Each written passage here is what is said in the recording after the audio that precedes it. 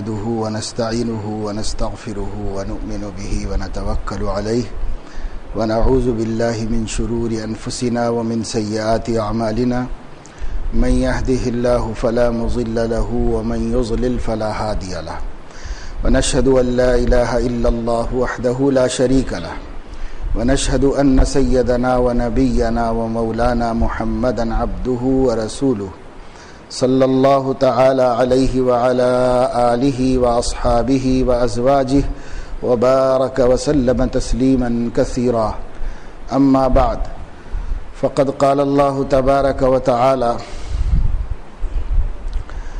لا يستوي منكم من أنفق من قبل الفتح وقاتل أولئك أعظم درجة من الذين أنفقوا من بعد وقاتلوا وكلا وعد الله الحسنى والله بما تعملون خبير قال النبي صلى الله عليه وسلم إذا ظهرت الفتن وسب أصحابي فليظهر العالم علمه أو كما قال عليه الصلاة والسلام۔ اللہ تبارک و تعالی شانہ نے جس وقت سیدنا حضرت آدم علیہ السلام کی تخلیق فرمائی اور ان کے جسم خاکی میں اپنے حکم کو روح کی حیثیت سے داخل فرمایا، جس سے اس مٹی کے پتلے میں جان آئی اور وہ زندہ انسان بن گیا، تو اللہ پاک نے حضرت آدم علیہ السلام کی پیٹھ پر اپنا یمین رکھا، داہنا ہاتھ، چہرہ، آنکھ، کان وغیرہ کے الفاظ اللہ تعالیٰ کے بارے میں جو آتے ہیں تو اس کو اس کے معنی کے ساتھ ایمان لانا ضروری ہے، اس کی کیفیت کا تصور کرنا منع ہے۔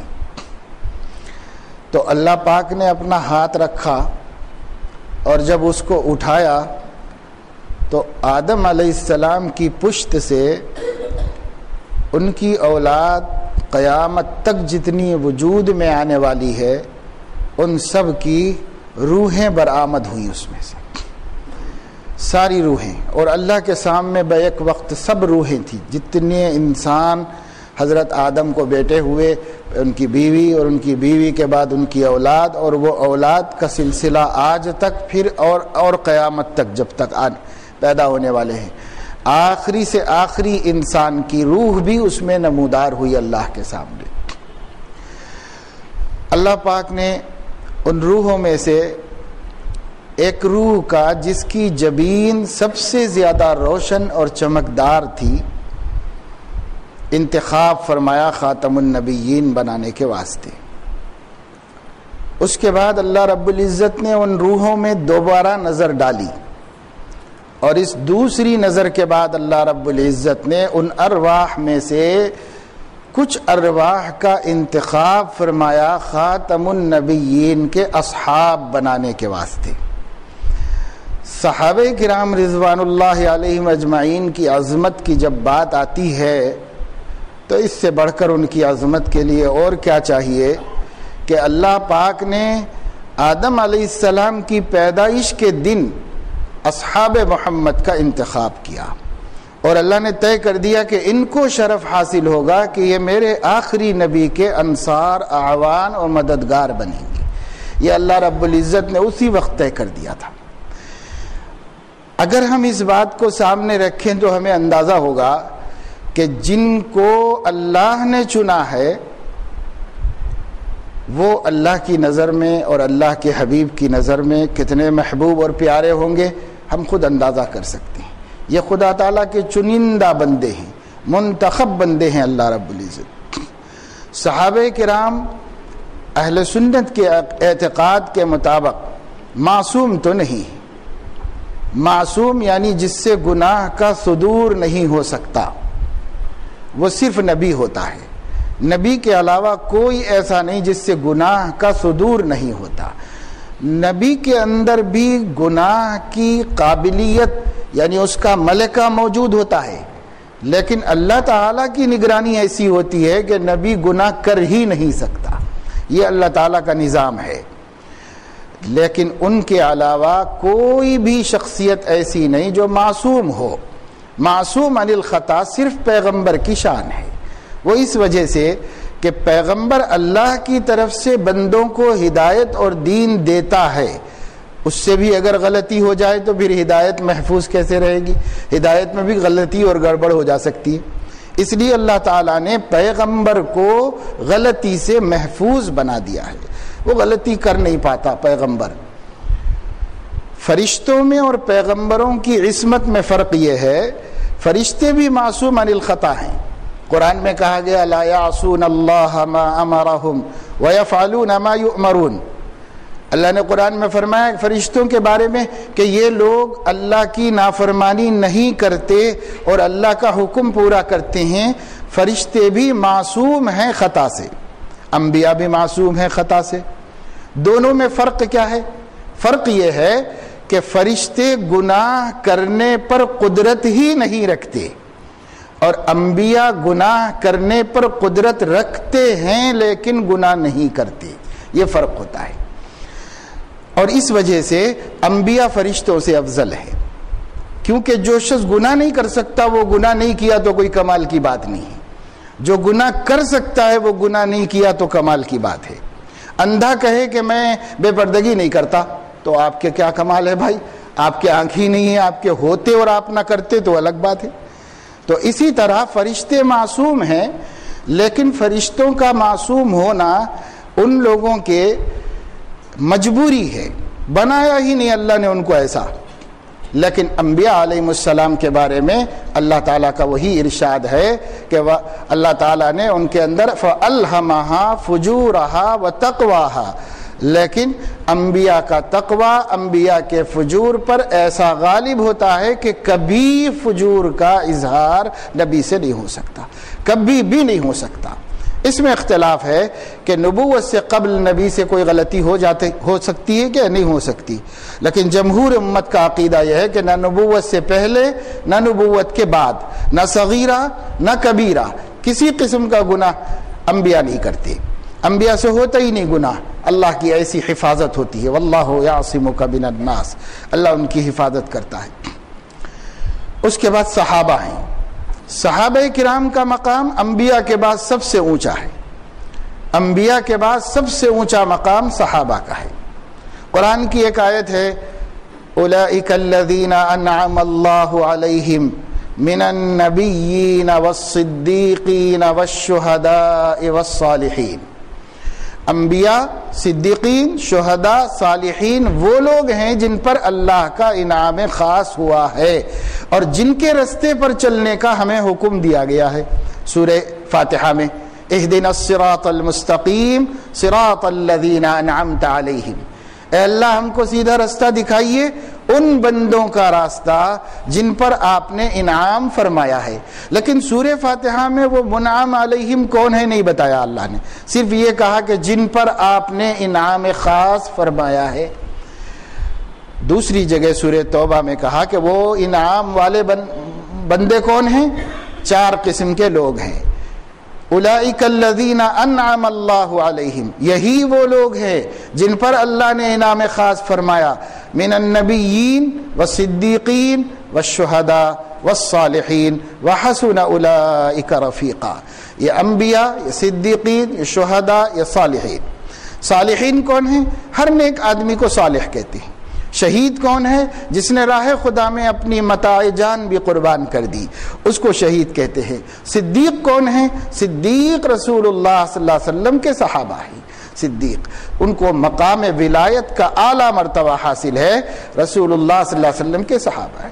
اہل سنت والجماعت کا اس پر اجماع ہے کہ پوری امت کے اولیاء مل کر اپنی ولایت کے ذریعے صحابہ کرام میں ادنا سے ادنا صحابی کے برابر نہیں ہو سکتے۔ پوری امت کے اولیاء چھوٹے سے چھوٹے صحابی کے برابر نہیں ہو سکتے۔ صحابی صحابیت کا مقام رکھتا ہے نا، اس وجہ سے اس کا کوئی مقابلہ نہیں کر سکتا۔ آپ تاریخ پر نظر ڈالیں، عام سے عام مسلمان کو بھی سمجھ میں آئے گا غیر صحابہ میں بعض ایسے عابد ہیں جنہوں نے صحابہ سے زیادہ عبادت کی ہے. آپ تاریخ دیکھ لیں پتہ چلے گا. غیر صحابہ میں ایسے عابدین ہیں جو صحابہ سے زیادہ مقدار میں عبادت کیے ہیں. غیر صحابہ میں ایسے علماء ہیں جو بہت سے صحابہ سے زیادہ علم رکھتے ہیں. غیر صحابہ میں ایسے خیرات کرنے والے ہیں جو بہت سے صحابہ سے زیادہ خیرات کرتے ہیں، کر رہے ہیں آج بھی، اور اعمال میں آپ دیکھ لیں. لیکن جہاد کا بھی یہی معاملہ ہے. سلطان صلاح الدین ایوبی گھر سے نکلے بیت المقدس کے فتح کرنے کے ارادے سے، اور یہ طے کیا کہ جب تک مسجد اقصی میں اذان کہہ کر نماز نہ پڑھ لوں اپنے قبضے میں لے کر گھر واپس نہیں جاؤں گا. تو 17 سال کے بعد واپس گئے. کوئی صحابی ہے جو 17 سال تک جہاد میں رہا ہو؟ تو صحابہ کرام کے مقابلے میں اعمال کرنے والے، ہر عمل میں صحابہ سے آگے بڑھ جانے والے، مقدار کے اعتبار سے، اچھی طرح سمجھیے غلط فہمی کے شکار نہ ہو جائیں، مقدار کے اعتبار سے صحابہ سے زیادہ عمل کرنے والے غیر صحابہ میں موجود ہیں. پچھلے زمانے کی امتوں میں بھی ہیں اور اس امت کے اندر بھی ہیں. لیکن اس کے باوجود امت کا اجماع ہے، پوری امت کے اولیاء مل کر چھوٹے سے چھوٹے صحابی کے ولایت کے مقام کو نہیں پہنچ سکتے. کیوں بھائی؟ کیوں؟ وجہ کیا ہے؟ اگر اعمال کی مقدار سے تولا جائے تو بہت سے صحابہ سے زیادہ عمل کرنے والے غیر صحابہ مل جائیں گے، تو پھر ان کے اعمال زیادہ ہو جائیں گے، ان کے اعمال کم ہو جائیں گے. تو جو فضیلت صحابہ کی ہے وہ معیار کی ہے، مقدار کی نہیں. معیار کی فضیلت ہے. چنانچہ صحیح حدیث میں اللہ کے نبی صلی اللہ علیہ وسلم کا ارشاد گرامی ہے، معروف مشہور ہے. اللہ کے نبی صلی اللہ علیہ وسلم نے ارشاد فرمایا، اگر صحابہ کے بعد والے لوگ احد پہاڑ کے برابر سونا راہ خدا میں خیرات کریں، غیر صحابی احد پہاڑ، مدینے کا سب سے بڑا پہاڑ، احد پہاڑ کے برابر سونا راہ خدا میں خیرات کریں، صدقہ کریں، تو اللہ کے نبی صلی اللہ علیہ وسلم نے فرمایا میرے صحابی کے ایک سیر یا آدھا سیر جو خیرات کرنے کے برابر نہیں ہو سکتا. ثواب کے اعتبار سے، معیار کے اعتبار سے، کیفیت کے اعتبار سے، للہیت کے اعتبار سے، اور ہر نسبت سے ان کو جو مقام حاصل ہے، ان کا ایک سیر جو اور ان کا ایک پہاڑ کے برابر سونا وہ بھی برابری نہیں کر سکتا. یہ مقام صحابہ کرام کے عمل کا ہے. عمل چھوٹا ہوگا، عمل تھوڑا ہوگا، لیکن پوری امت کے اعمال سے زیادہ ترازو میں رکھ دیا جائے تو یہ بھاری اور وزنی ثابت ہو جائے گا.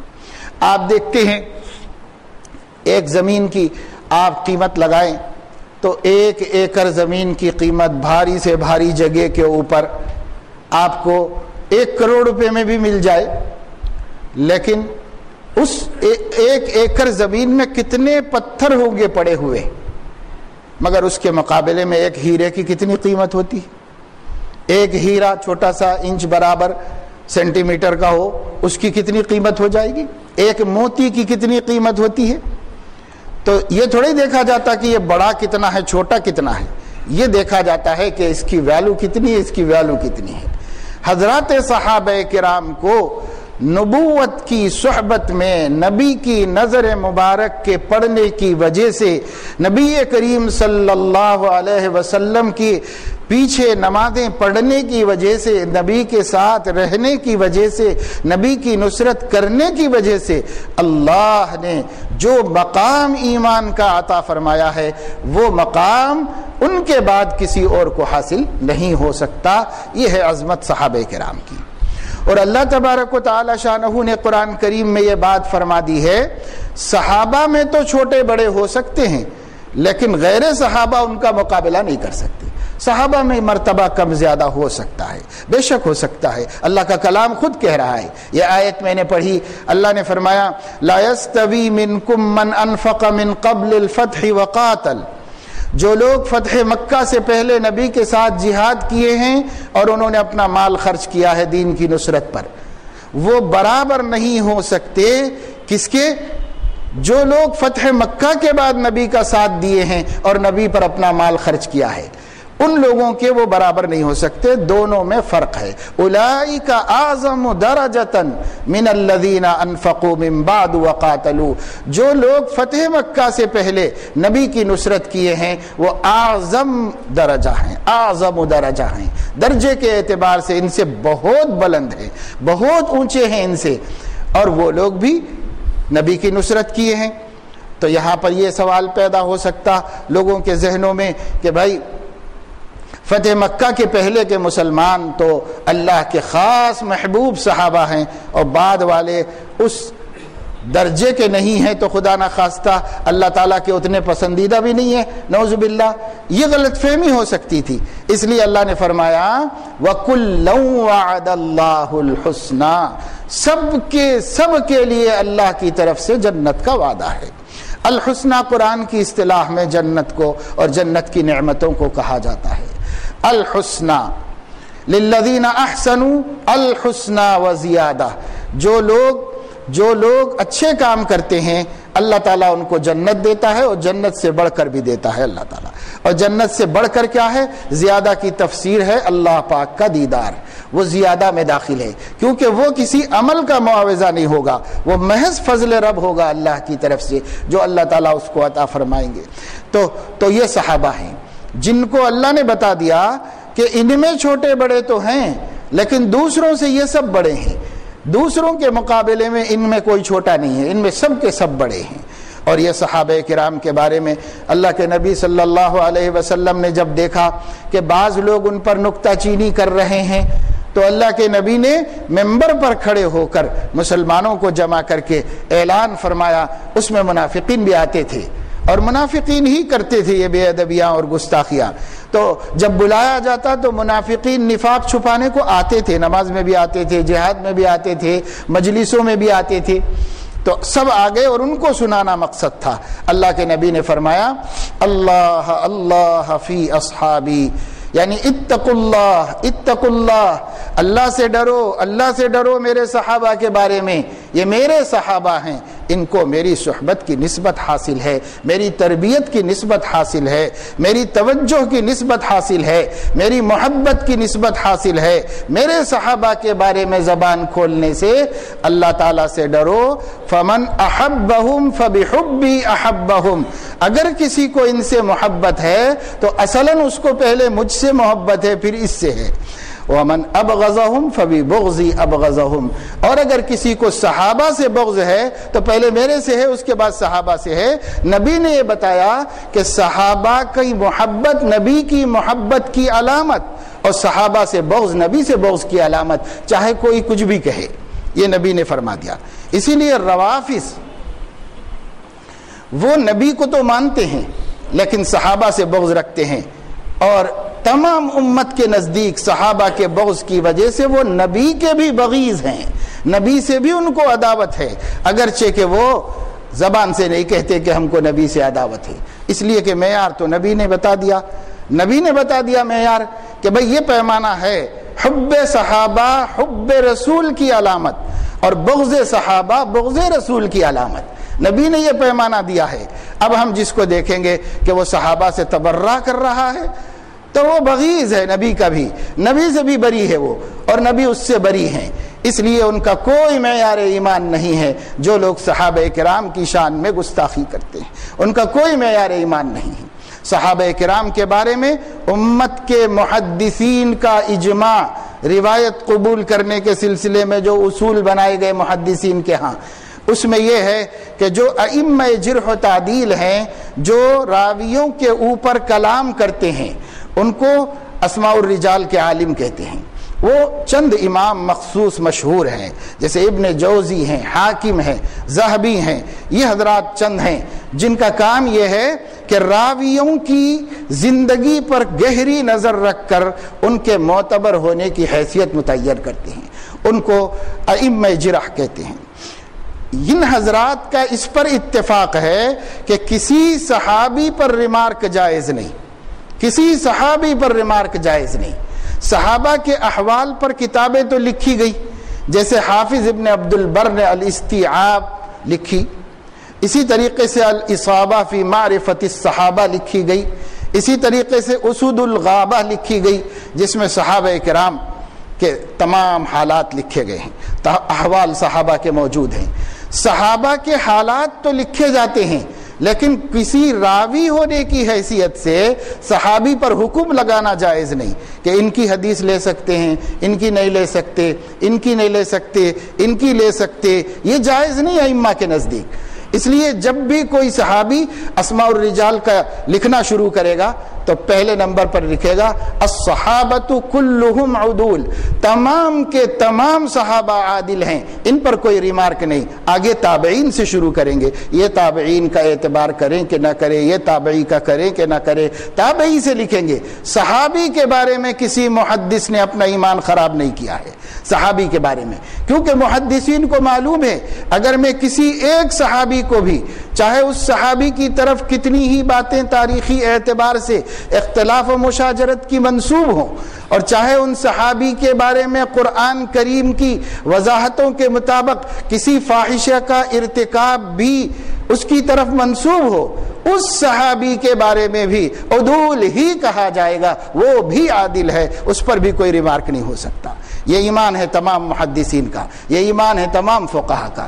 مثلا حضرت معاذ اسلمی رضی اللہ تعالی عنہ ایک غلام تھے، نوجوان تھے، ان سے غلطی ہوئی، غلطی بھی کیا کہ ان سے زنا کا صدور ہوا، ان سے زنا کا صدور ہوا ان صحابی کا، اور یہ ثابت ہے، اور حضور صلی اللہ علیہ وسلم نے ان کو جلد کی سزا دی، کوڑے مارنے لگائے، ان کو حد جاری ہوئی ہے صحابی کے اوپر، حد جاری ہوئی۔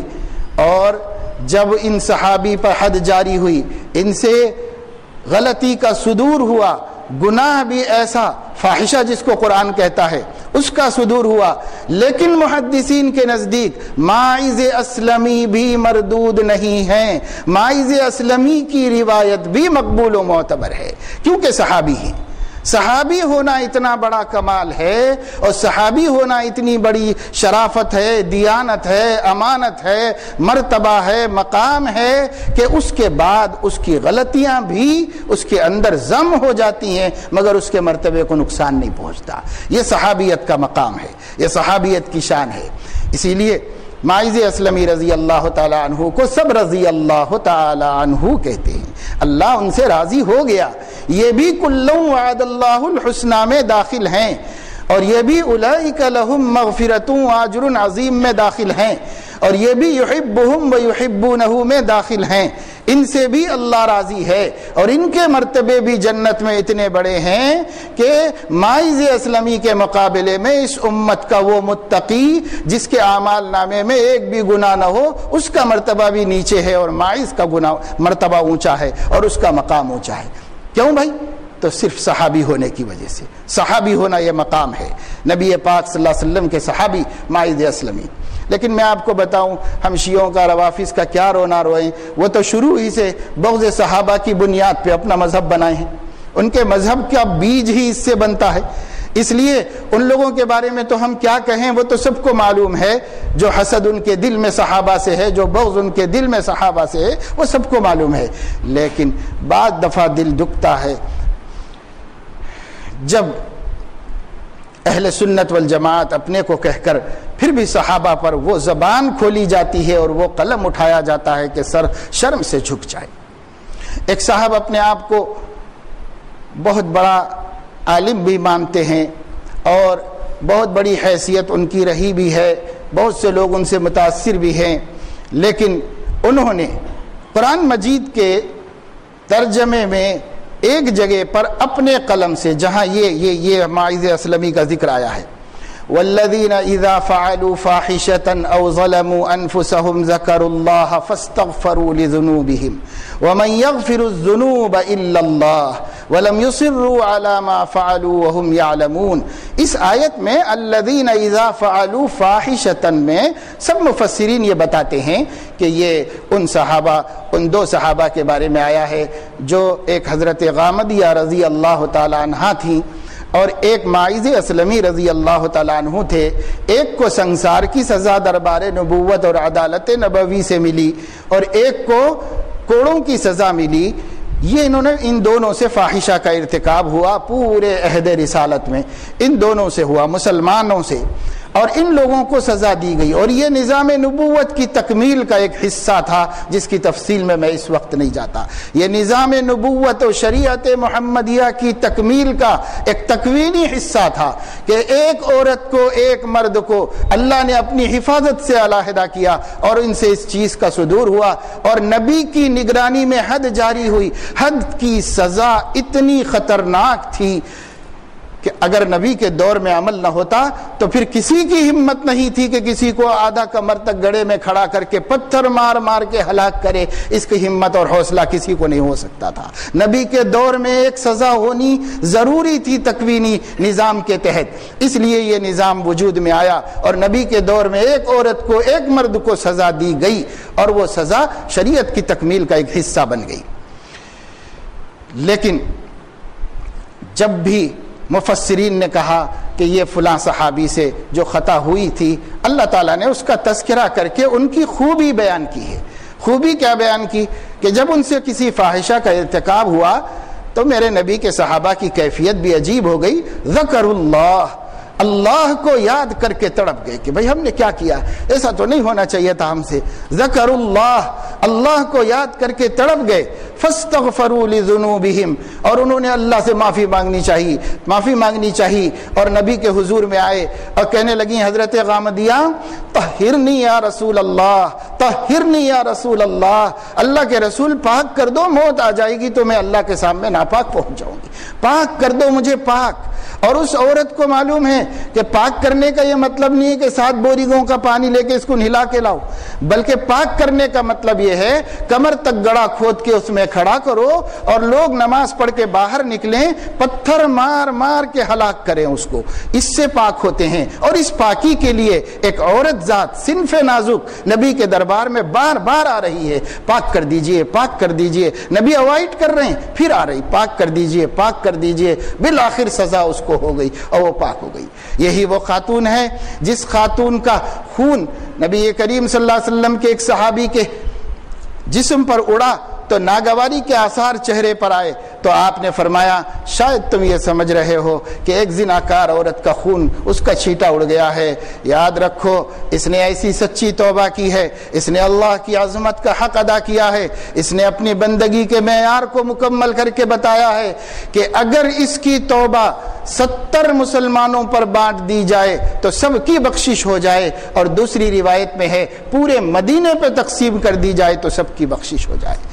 یہ تعریف نبی کر رہے ہیں، یہ تعریف اللہ کر رہے ہیں قرآن میں، وَلَمْ يُصِرُّوا عَلَى مَا فَعَلُوا، بار بار نہیں کرتے، وہ کبھی ہو جاتا ہے، ڈر جاتے ہیں، روتے ہیں، اللہ کو مناتے ہیں۔ یہ ساری تعریفوں میں ایک ان کے قصور کا تذکرہ اللہ نے کیا۔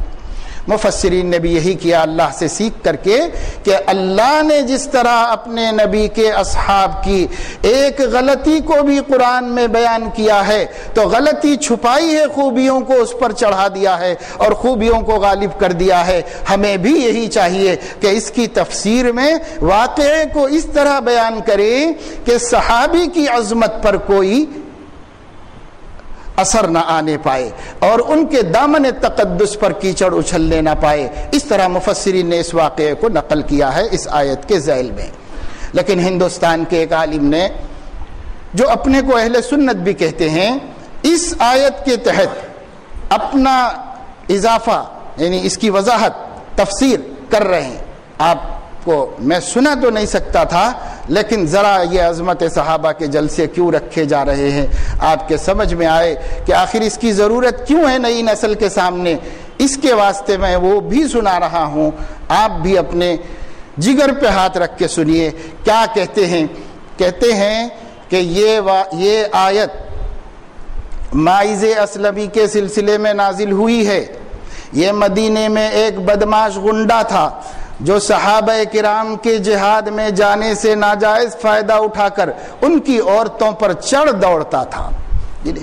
یہ لکھنے والا سنی ہے، شیعہ ہوتا تو چلو وہ جو لکھے کم ہے، لیکن لکھنے والا سنی ہے۔ اب آپ بتائیے کہ صحابہ کی عظمتیں کس طرح پامال کی جا رہی ہیں. صحابہ کرام کا تذکرہ کرتے وقت میں حیا بھی نہیں آ رہی ہے, بدماش گنڈے کا لفظ استعمال کیا جا رہا ہے, اور اللہ اس کی تعریف یوں کر رہا ہے, ذکر اللہ فاستغفروا لذنوبہم ومن یغفر الذنوب الا اللہ ولم یصروا علی ما فعلوا. اللہ اس کی تعریفوں پہ تعریف کرتا چلا جا رہا ہے اور یہ اس کو بدماش گنڈا کہہ رہا ہے. تو اب صحابہ کی عظمتوں کے سلسلے میں ہم کو چوکنا ہونا چاہیے کہ نہیں ہونا چاہیے؟ صحابہ کی عظمتوں کا تذکرہ اگر ہم اپنے بچوں کے سامنے نہیں کریں گے, اور صحابہ کی عظمتوں کا تذکرہ ہم اپنی عورتوں کے سامنے نہیں کریں گے, اور صحابہ کی عظمتوں کا تذکرہ یہ کالجز میں پڑھنے والی نئی نسل کے سامنے نہیں کریں گے, تو یہ لوگ ایسے گستاخوں کی زبانوں سے ایسی گستاخیاں سننے کے بعد صحابہ کرام کے بارے میں وہ سب کچھ کہیں گے, وہ سب کچھ کہیں گے جو آج شیعہ کہہ رہے ہیں اور روافظ کہتے چلے آ رہے ہیں. میں آپ کو کیا بتاؤں, آج ہی صبح میں تامل ناڈو کے سفر سے واپس آیا, 2-4 دن ہمارا پروگرام تھا. کل میں چنئی میں تھا, نیو کالج میں ہمارا سیرت کا پروگرام تھا. وہاں سے ہم فارغ ہوئے تو نیو کالج وہاں کا بہت بڑا کالج ہے اور مسلمانوں کی بہت بڑی میراث ہے جو پہلے سے چلی آ رہی ہے. علامہ سید سلیمان ندوی وغیرہ جیسے لوگوں نے اس میں لیکچرز دیے ہیں. اس کا جو مینجمنٹ ہے ان کے ساتھ ہماری تھوڑی سی گفتگو ہوئی. اس میں بڑے بڑے قابل اور معتبر لوگ ہیں. وہ معتبر لوگوں کے ساتھ تھوڑی دیر ہم بیٹھے تو وہ لوگ کچھ حالات کا تذکرہ کرتے ہوئے یوں کہہ رہے تھے, ایک ذمہ دار جس میں اور بھی ذمہ داروں نے تائید کی اس واقعے کی, وہ میں آپ کو عبرت کے واسطے سناتا ہوں کہ ایک صاحب ٹیملین مسلمان ہیں اور وہ ان کا نام عمر ہے. انہوں نے ایک عام تقریر میں تقریر کرتے ہوئے رمضان شریف میں یہ کہا کہ ایک عمر نے 20 رکعت تراویح کا حکم دیا تھا اور میں عمر ہوں, میں 8 رکعت تراویح کا حکم دیتا ہوں.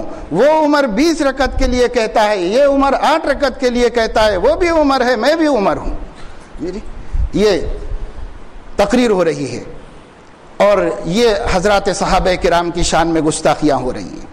یہ صحابہ کو لوگوں نے کھلونا سمجھا ہے. یہ صحابہ جنہوں نے جگر کے خون سے اسلام کی آبیاری کی ہے. یہ صحابہ کرام جنہوں نے تمناؤں کو زندہ دفن کر کے نبی کا ساتھ دیا ہے. ہم ان کے بارے میں سوچ بھی نہیں سکتے, ہم ان کے بارے میں, ان کی قربانیوں کے بارے میں خواب بھی نہیں دیکھ سکتے. ان صحابہ پر اور وہ عمر سے یہ عمر کی کیا نسبت ہے؟ نسبت خاک رابع عالم پاک. وہ عمر جس کو اللہ کے نبی صلی اللہ علیہ وسلم نے فرمایا کہ ہر نبی کے 2 وزیر ہوتے ہیں, 4 وزیر ہوتے ہیں, 2 آسمانوں میں اور 2 زمین میں. میرے آسمان کے وزیر جبرائیل میکائیل ہیں اور دنیا کے وزیر ابو بکر و عمر ہیں. یہ اپنے آپ کو اس عمر سے منسوب کرنے والا انتہائی خبیث شخص ذرا کبھی تصور کرے کہ تجھے یہ شرف حاصل ہوگا کہ تو مر جائے تو نبی کے قدموں میں دفن ہو جائے. وہ عمر کو شرف حاصل ہے. وہ عمر نبی کے رازدار ہیں, وہ عمر نبی کے خسر ہیں, وہ عمر جس کے بارے میں نبی نے کہا اس کی زبان سے حق نکلتا ہے, تیری زبان سے تو باطل نکلتا ہے. اس کی زبان سے تو حق نکلتا تھا, اس عمر کی زبان سے. ان اللہ تعالی جر الحق علی لسان عمر. اللہ کے نبی کا ارشاد ہے اللہ عمر کی زبان سے حق کو جاری کرتا ہے. نبی کا ارشاد ہے عمر جس رستے سے گزرتے ہیں اس رستے سے شیاطین بھاگ جاتے ہیں اور تیرے اوپر تو شیطانوں کا بسیرا ہو گیا ہے اور اس وجہ سے تیری زبان اس طرح کھل رہی ہے. تو آج مسلمانوں کی زبان گستاخیاں بڑھتی جا رہی ہیں. علم نام کی چیز نہیں ہے. علم کے نام پر دو حرف کی تہمت رکھ کر صحابہ پر تنقید کر رہے ہیں, صحابہ کرام کی شان میں گستاخیاں کر رہے ہیں. کیا مقام ہے صحابہ کرام کا؟ اللہ پاک ان کی تعریف قرآن میں نازل کر رہا ہے اور آپ کو حیا نہیں آتی صحابہ کے بارے میں زبان کھولتے ہوئے. یہ صحابہ کرام معمولی بات نہیں. صحابہ کرام, میں نے عبداللہ ابن مسعود رضی اللہ تعالیٰ عنہ کی ایک روایت مسجد میں ایک نوجوان کو بتائی جس کو اردو بھی صحیح نہیں آتی تھی کہ یہ روایت عبداللہ ابن مسعود کی ہے. تو وہ مجھے جواب میں کہتا ہے کہ ارے ان کو چھوڑیے آپ, ان کو تو حافظہ نہیں تھا, ان کو سورہ دعائے خنوت بھی یاد نہیں تھی, ان کو حافظہ نہیں تھا ان کا. تو میں نے کہا بھائی تیرے سے بات کرنے سے بہتر یہ ہے کہ تجھ سے بات نہ کی جائے. کسی درخت سے بات کرنا بہتر ہے, کسی دیوار سے بات کرنا بہتر ہے. تو صحابہ کرام کے بارے میں عبداللہ ابن مسعود رضی اللہ تعالیٰ عنہ، جس کو اللہ کے نبی صلی اللہ علیہ وسلم نے رحمت کا لقب عطا فرمایا، اور حضرت عبداللہ ابن مسعود رضی اللہ تعالیٰ عنہ صحابہ میں افقہ مانے جاتے، افقہ، دوسرے صحابہ سے زیادہ دین کی سمجھ رکھنے والے مانے جاتے ہیں، اور ہمارے زمانے کے 14ویں صدی کے اندر وہ بھول جانے والے آدمی تھے، اور یہ بہت ذہین ہے ماشاءاللہ۔ اب پوچھا جائے کہ صبح ناشتہ کیا کیا ہے، تو کہا ابھی سوچ کے ہی بولنا پڑے گا کہ صبح ناشتہ کیا کیا ہے، اور کہاں عبداللہ ابن مسعود کے آپ ان پر زبان کھول رہے میرے دوستو۔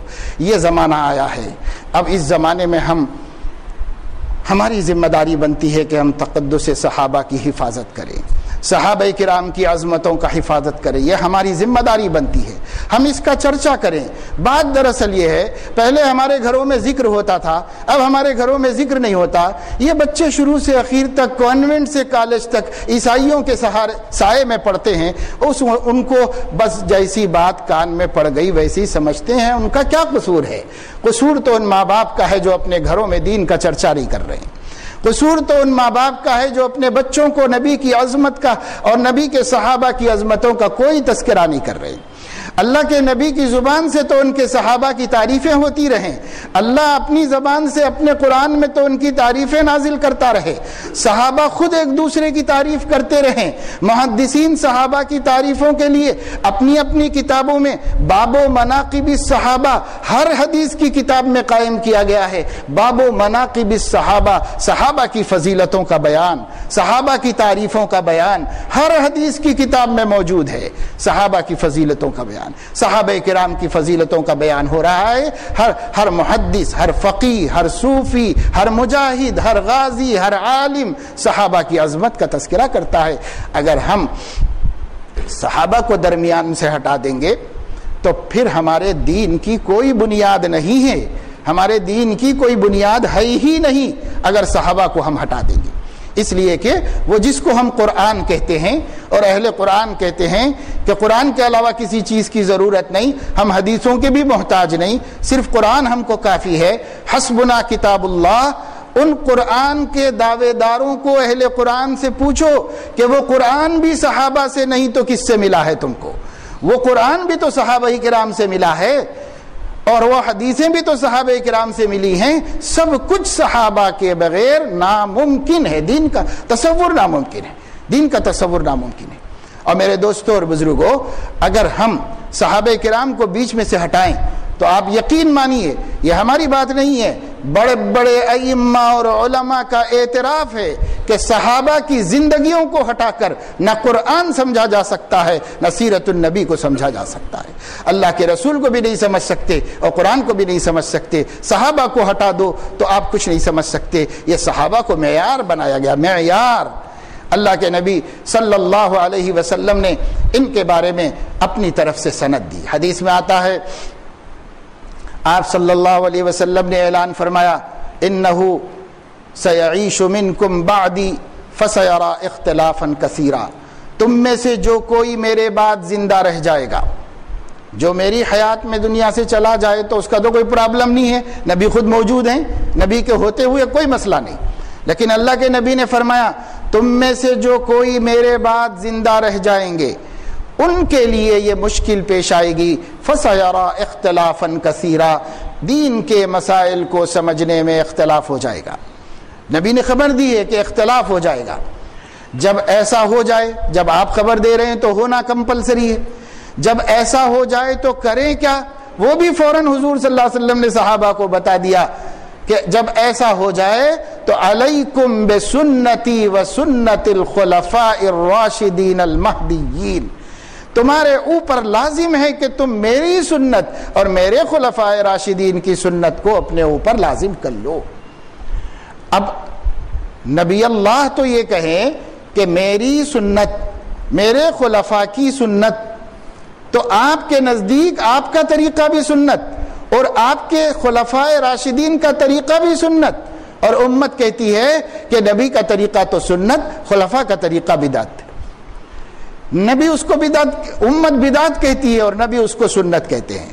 یہی ہے گستاخی صحابہ کی، جس نے ہمیں مجبور کیا کہ ہم اس عنوان پر بات کریں، اس عنوان پر کہیں کہ عظمت صحابہ کیا، نبی سنت کہتے ہیں اور آج کے لوگ اس کو بدعت کہتے ہیں۔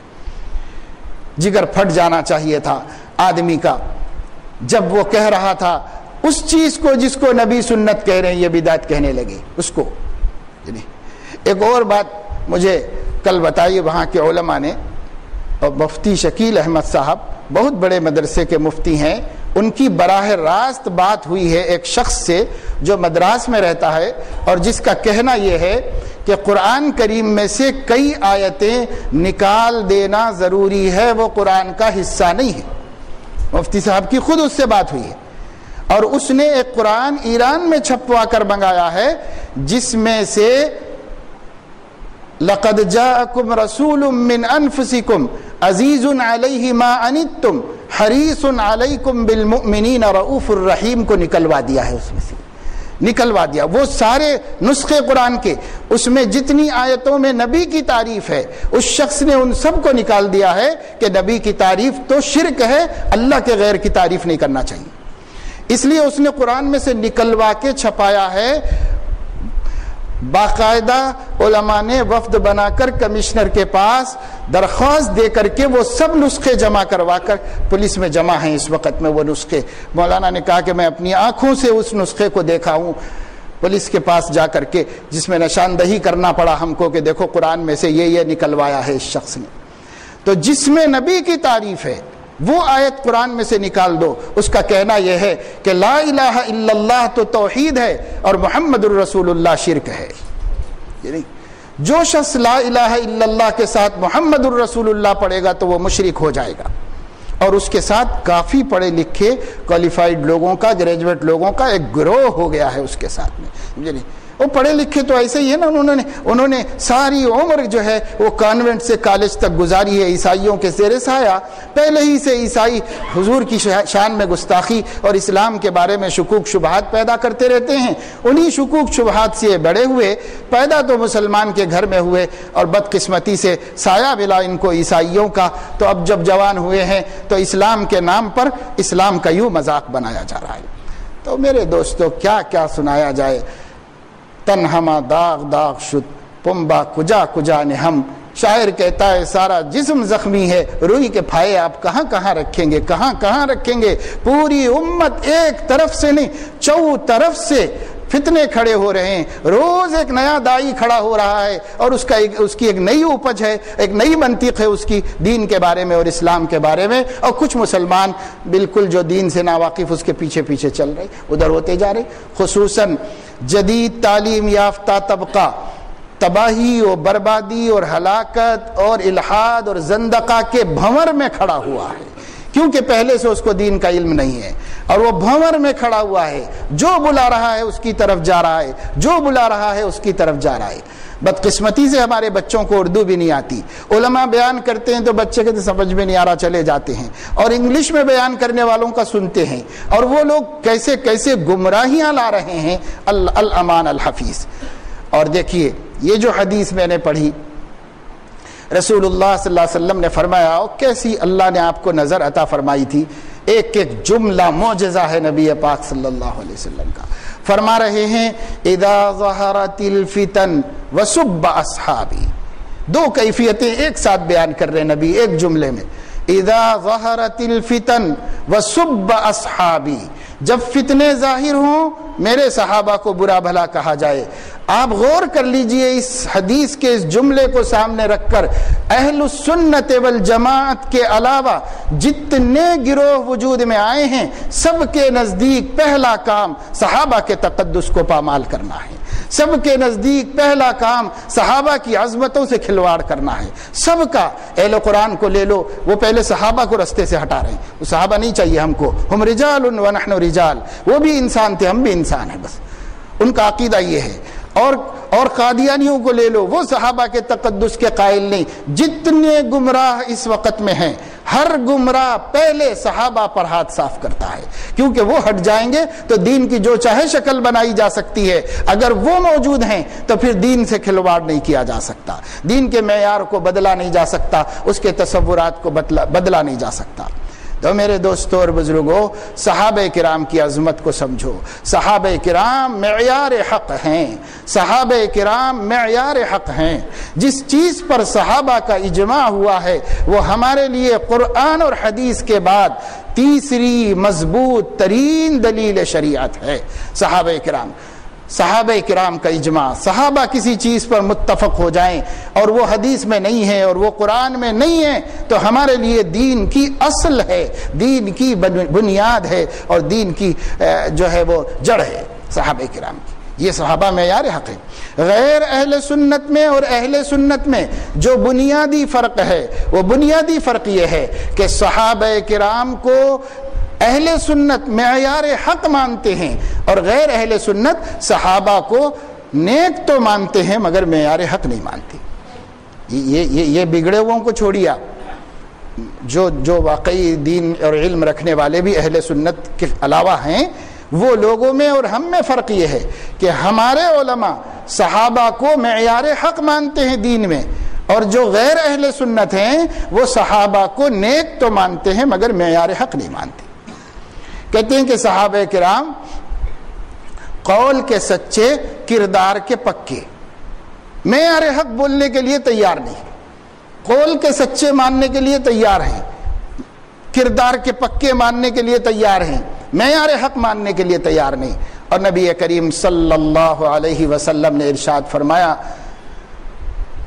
اصحابی کالنجوم بأیہم اقتدیتم اہتدیتم، میرے صحابہ مثل ستاروں کے ہیں، ان میں سے تم کسی کی بھی اقتدا کرو گے تو ہدایت پاؤ گے۔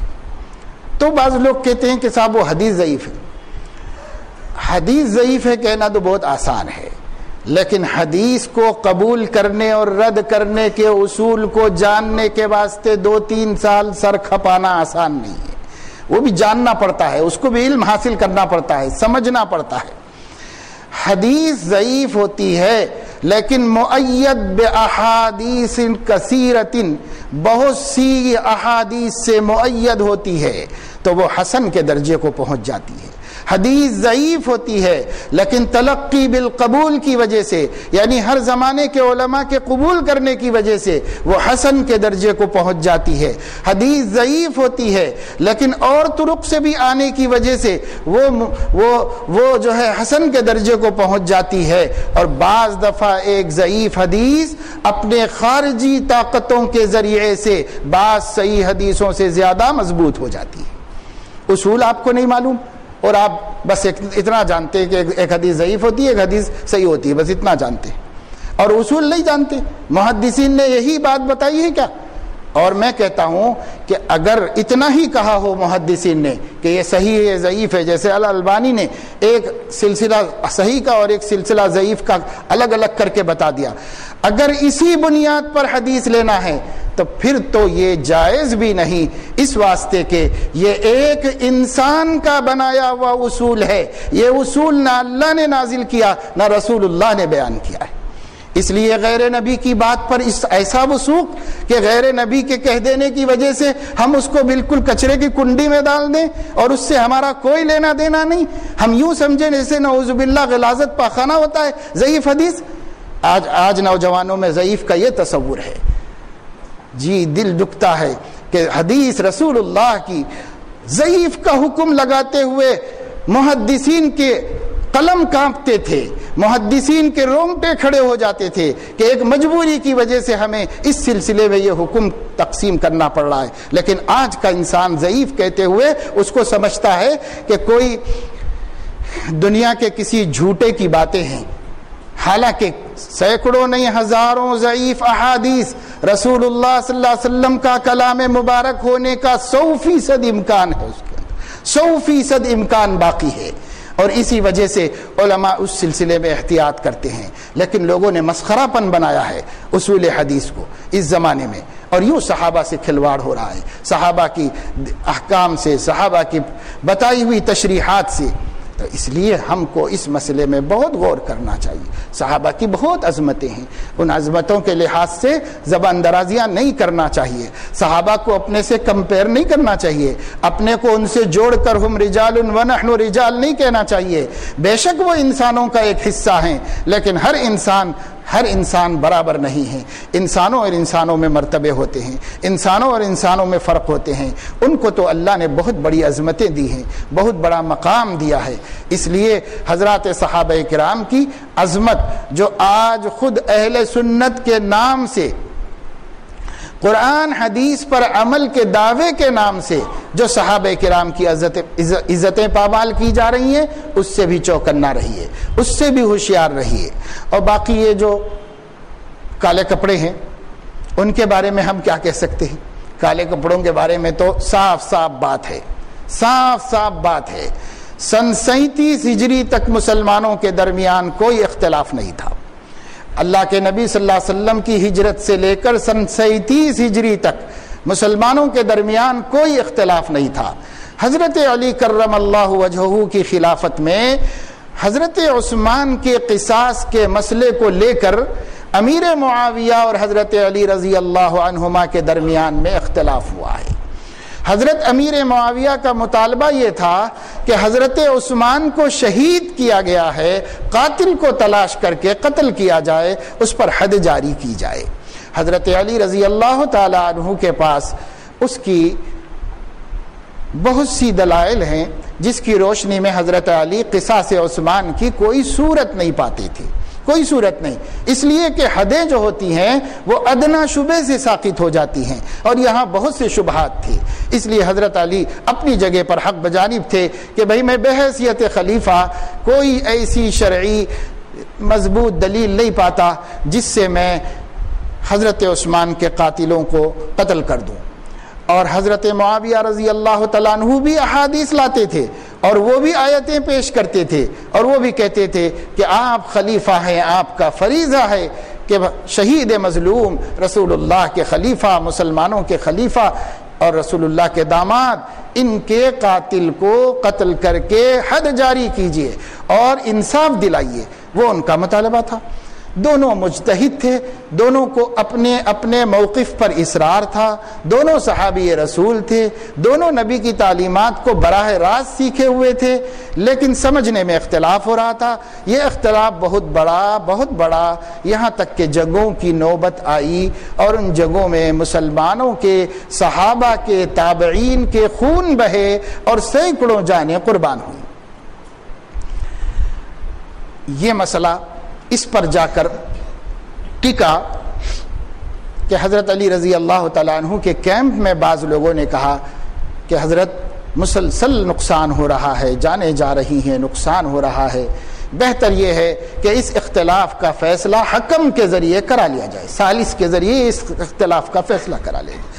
آپ بھی اپنی جگہ پر بڑا مرتبہ رکھتے ہیں، ادھر معاویہ بھی ہیں، وہ بھی صحابی رسول ہیں، شعور دین کا رکھنے والے ہیں، کاتب وحی ہیں، بڑے بڑے ان کے بھی مقامات ہیں۔ اس لیے بجائے اس کے کہ عوام الناس کا نقصان ہوتا رہے، حکم بٹھایا جائے، ایک مجلس بٹھائی جائے۔ اس پر اتفاق ہو گیا، حضرت معاویہ بھی راضی ہو گئے، حضرت علی بھی راضی ہو گئے، دونوں نے ایک ایک جلیل القدر صحابی کو اپنا نمائندہ بنا دیا، اور طے یہ پایا کہ اس وقت تو یہ فوجیں اپنے اپنے علاقوں میں چلے جائیں اور جنگ بالکل بند ہو جائے، اور یہ لوگ اس مسئلے پر غور کریں گے، دونوں کے دلائل سنیں گے، دونوں کی بات سنیں گے، اور جو بھی یہ طے کر دیں گے دونوں اس کو قبول کر لیں گے۔ یہ حکم بنانے کا ایک شرعی نظام تھا۔ فَبَعَثُوا حَكَمًا مِّنْ أَهْلِهِ وَحَكَمًا مِّنْ أَهْلِهَا، جیسے میاں بیوی میں اختلاف کے سلسلے میں اللہ نے فرمایا، یہ ہر اختلاف کے سلسلے میں۔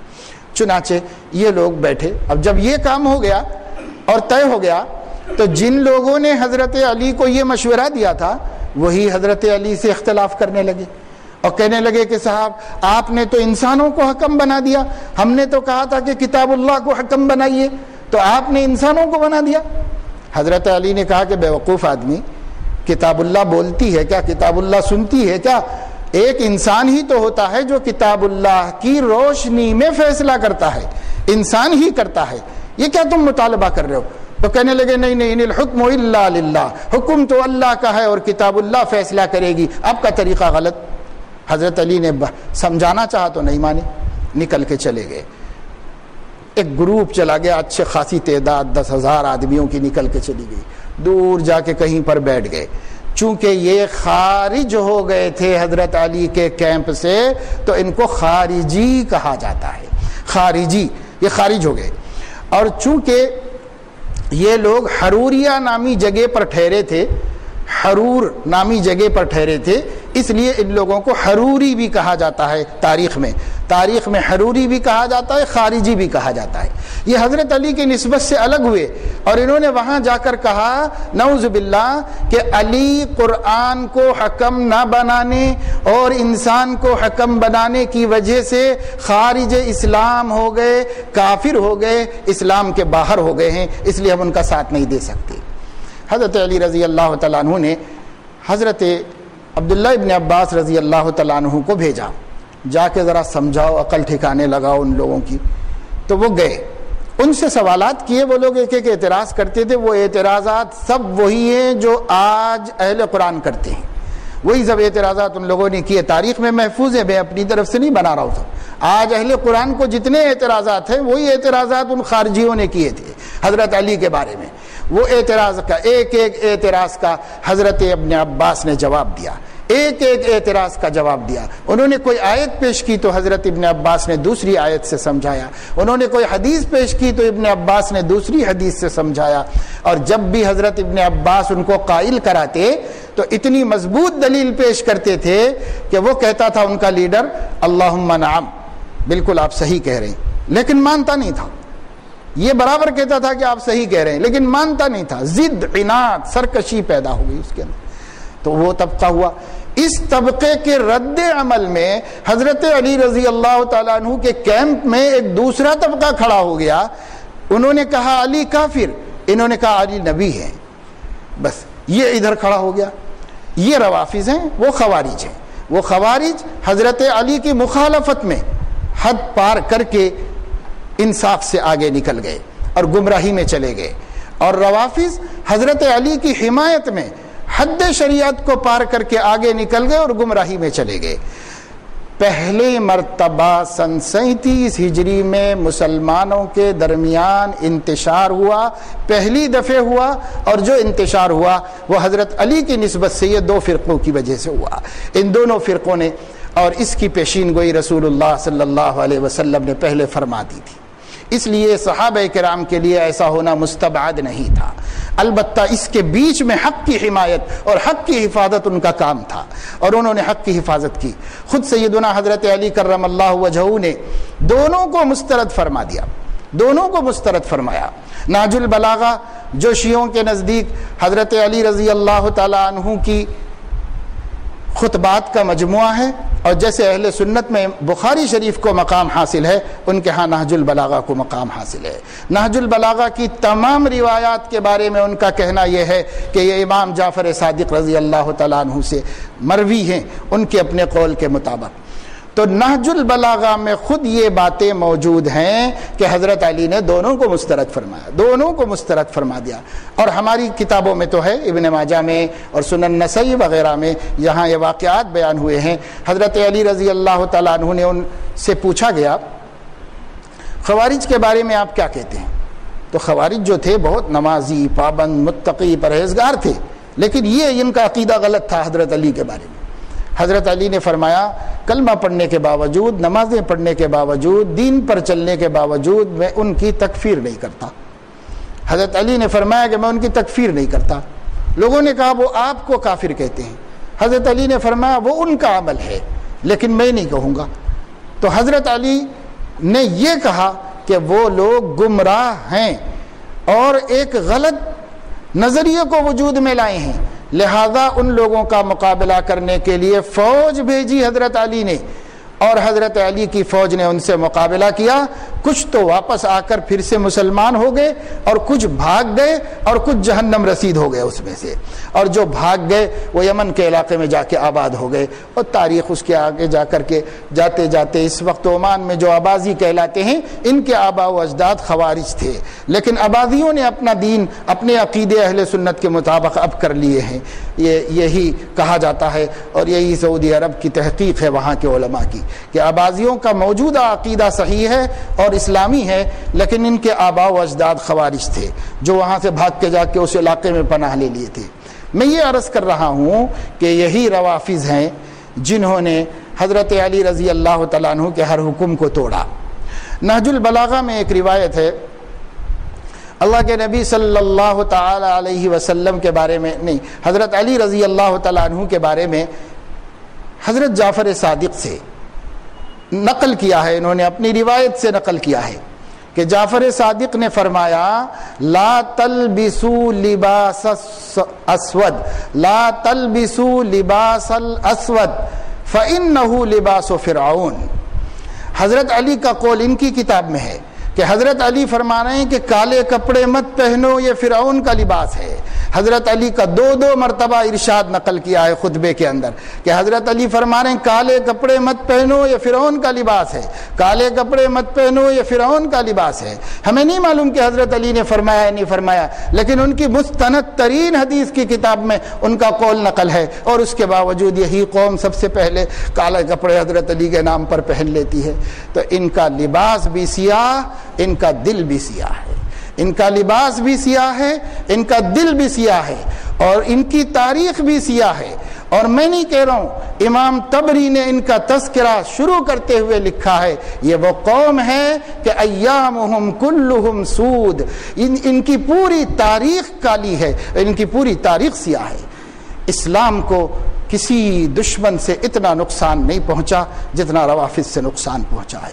پورے ہمارے نبی کے دین کا حلیہ بگاڑ کے رکھ دیا انہوں نے، اور ہمارے نبی صلی اللہ علیہ وسلم کے محبوب صحابہ کرام پر تہمتیں لگائی اور قرآن کو بدل دیا۔ اور یہ روایت نقل کی ہے انہوں نے ان کے ایک بہت بڑے عالم نے کہ حضرت علی رضی اللہ تعالیٰ عنہ کی خدمت میں ایک صاحب آئے اور انہوں نے آ کر کہا کہ مجھے آپ سے کچھ سوال کرنا ہے، یہاں پر کوئی غیر تو موجود نہیں ہے؟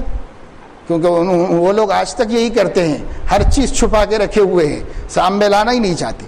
تو شروع میں بھی سنا ایسا ہی تھا کہ حضرت علی سے ایک صاحب آ کر کہہ رہے ہیں کہ مجھے آپ سے ایک سوال کرنا ہے، یہاں کوئی غیر لوگ تو موجود نہیں ہے؟ تو جو حال تھا اس میں کوئی بھی نہیں تھا۔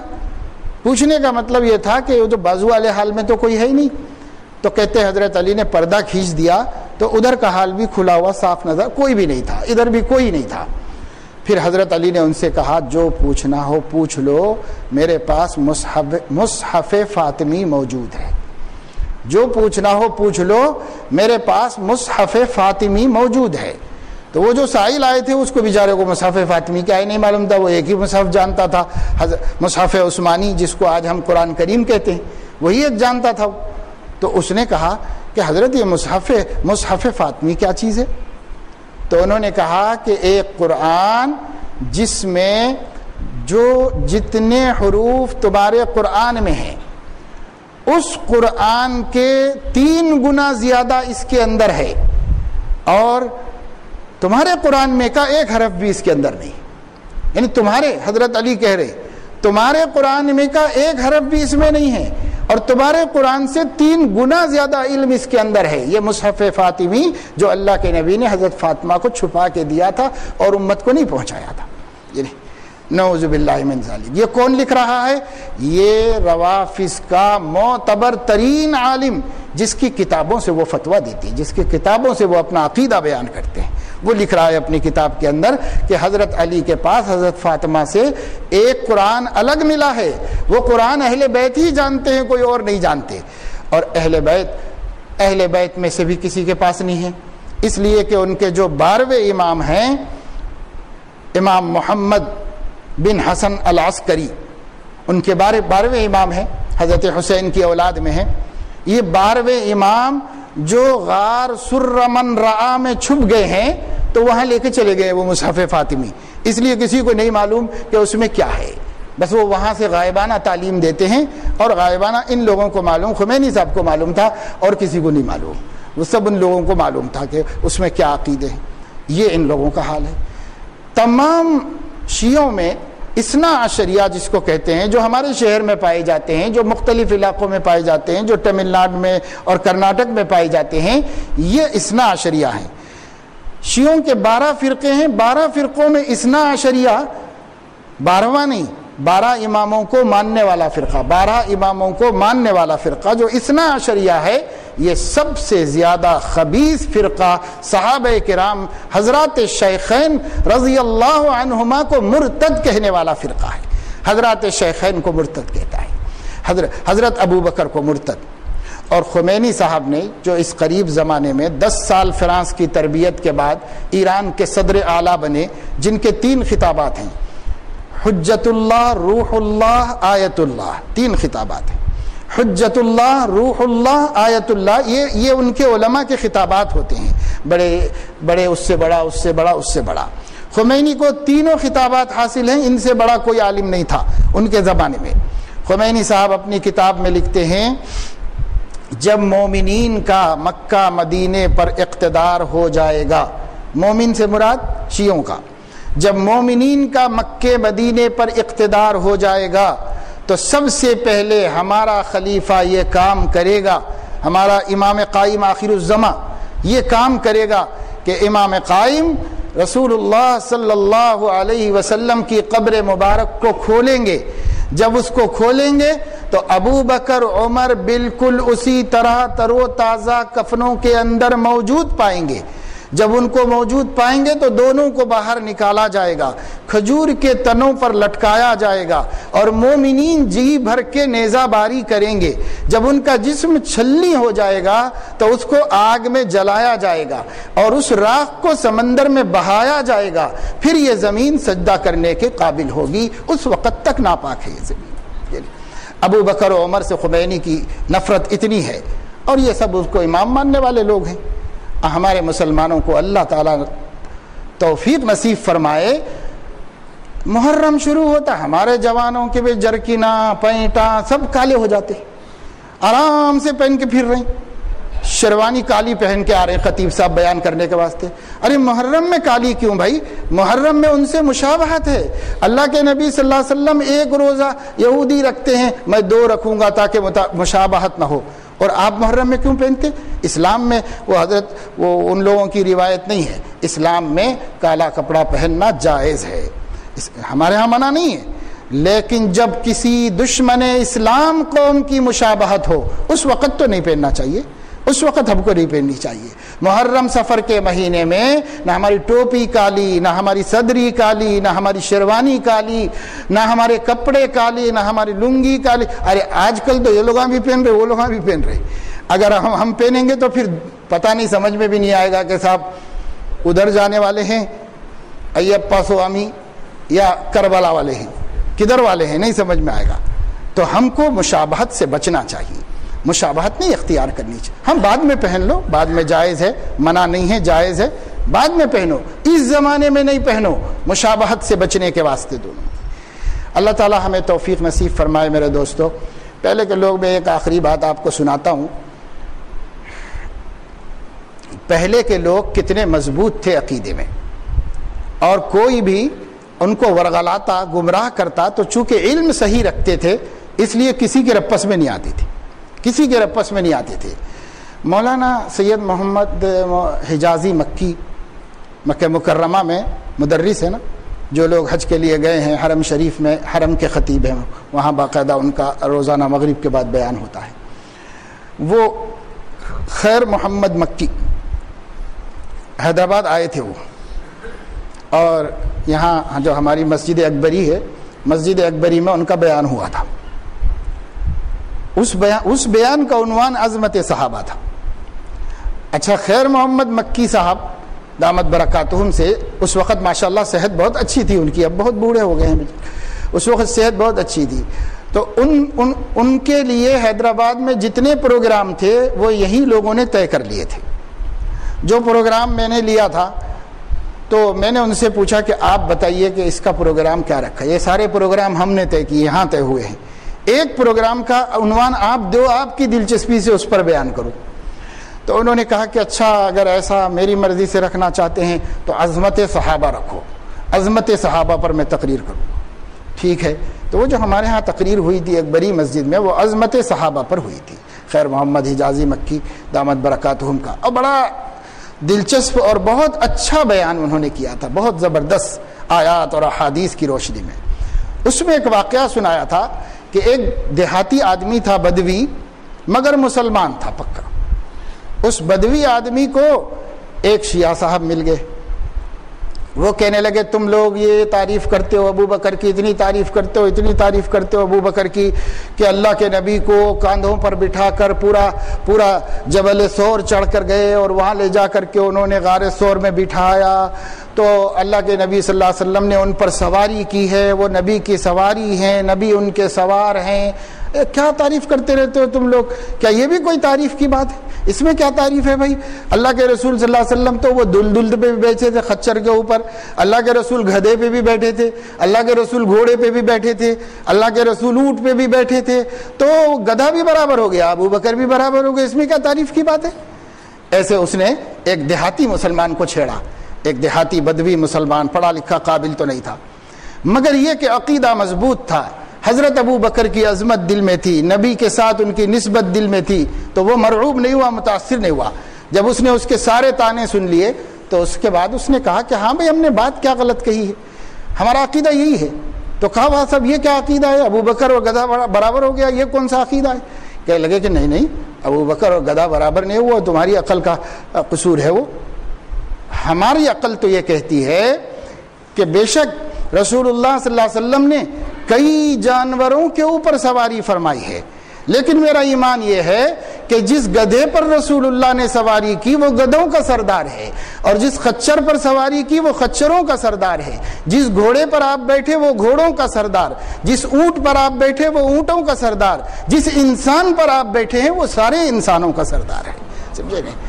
بس اس کے بعد اس کی بغلیں جھانکنے لگا، آگے پیچھے کچھ نہیں سمجھ میں آیا کہ صاحب مولوی ان کا عام آدمی بھی ہم ان کی عظمت دل سے نہیں نکال سکتے، عظمت تو بھائی قلب کے اندر ہوتی ہے، یہ ایسی تجوری میں رکھی ہوئی ہے کہ جس سے کوئی ڈاکو چرا کے نہیں لے جا سکتا، لیکن اگر خدا نہ خواستہ ہے ہی نہیں تو باہر سے کوئی لا کے بھر بھی نہیں سکتا اس کے اندر۔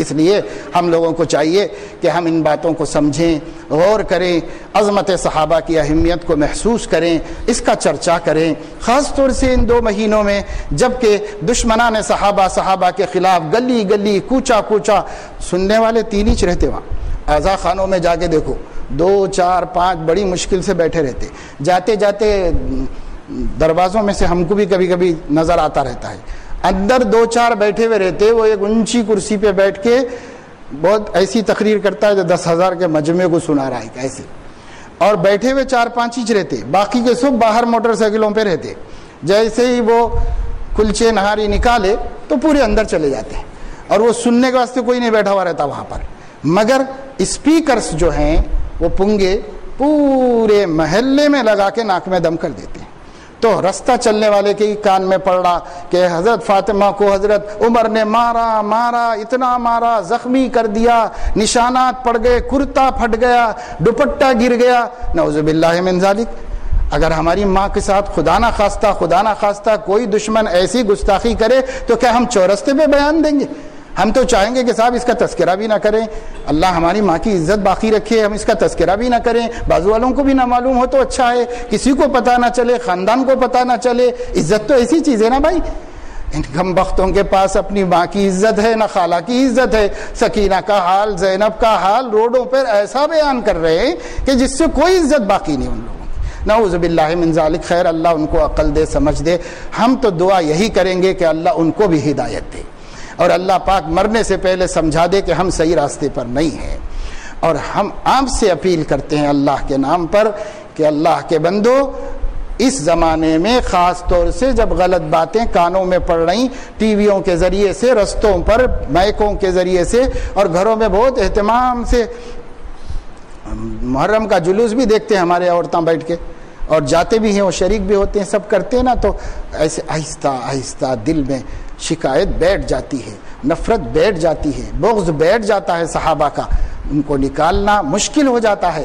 اس لیے عظمت صحابہ کا تذکرہ کریے، گھروں میں کریے، بچوں کو بٹھا کے سنائیے، حیات الصحابہ سنائیے، اسوہ صحابہ سنائیے، اسوۃ الصحابیات سنائیے، صحابہ کے تذکرے ہیں، تذکار صحابیات نام کی ایک کتاب ہے، وہ صحابہ کی، صحابیات کی خوب سنائیے، اور اس کے ساتھ ایک فائدہ یہ ہوگا کہ ہمارے دل میں صحابہ کی عظمت آئے گی۔ دوسرا فائدہ نقد ہوگا، آپ تجربہ 1 ہفتہ کر کے دیکھ لیں، صحابہ کا تذکرہ بار بار کریں گے، پڑھیں گے، تو نبی سے آپ کے تعلق میں بالیقین اضافہ ہوگا۔ بالیقین اضافہ ہوگا نبی سے تعلق میں، اور جب نبی کا تعلق بڑھے گا تو دین پر ثبات اور مضبوطی آئے گی، اور جتنا دین پر مضبوط ہوتے جائیں گے اللہ کے پیارے ہوتے جائیں گے، پھر اللہ کی مدد آئے گی۔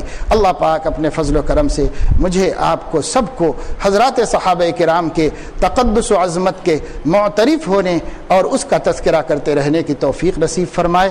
وآخر دعوانا الحمد للہ رب العالمین۔